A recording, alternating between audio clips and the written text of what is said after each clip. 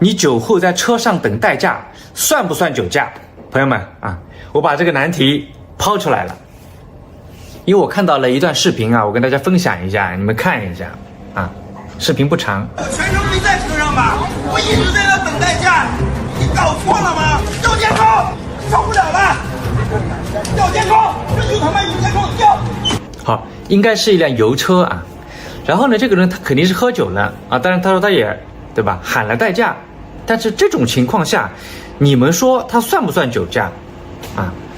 然后我也去查看了一些相关的一个条例啊，发动了，嘿嘿，那就不好说。但是你说不发动的话，怎么吹空调？用那个小电瓶的电是吧？那油车是特别不可能，对不对？电车那没问题，但又有一个问题了啊，咱们电车不存在启动啊，特别有些品牌不存在启动，更加不存在换挡。今后，那你在车上吹空调，这个算不算有隐患呢？另外一个，如果咱们酒后啊，打开了手机 APP， 可以控制咱们汽车的，甚至可以控制咱们汽车行驶。那你打开这个 APP 是不是也有酒驾的风险呢？